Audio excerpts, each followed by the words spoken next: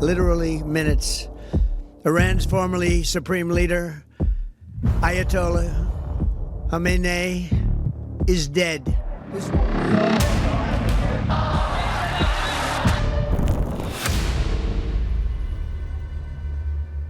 Pasca tewasnya pemimpin tertinggi Iran, Ayatollah Ali Khamenei, Dewan Kepemimpinan Sementara Iran telah resmi dibentuk dan mulai menjalankan tugas pada 1 Maret 2026.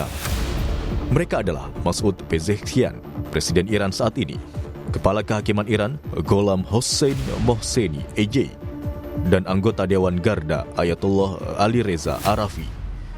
Berdasarkan pasal 111 Konstitusi Republik Islam Iran, Dewan ini bertugas mengambil alih tanggung jawab pemimpin tertinggi hingga majelis ahli memilih pengganti tetap.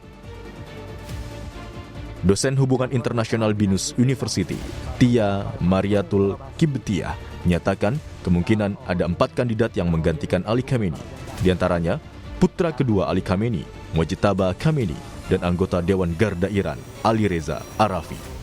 Yang sibuk untuk menentukan siapa pengganti Ayatollah Ali Khamenei. Dalam Iran ada sistem vilayat el-faqih, yaitu kekuasaan tertinggi tetap di tangan mullah. Artinya tidak bisa Amerika mengintervensi kemudian membuat satu sistem baru ala Amerika. Nggak bisa, apalagi Reza Pahlavi juga berkomentar tiba-tiba ingin masuk, nggak bisa.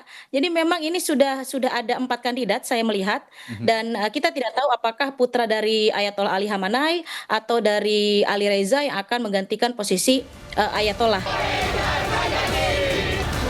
Tak hanya warga Iran, dunia pun menanti siapa sosok pengganti Ali Khamenei yang telah memimpin Iran selama lebih dari 30 tahun. Tim Liputan, Kompas TV.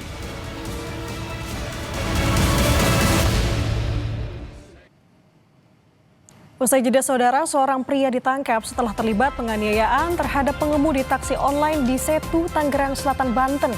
Peristiwa yang viral di media sosial ini berawal dari senggolan antar kendaraan yang berujung cekcok dan kekerasan fisik.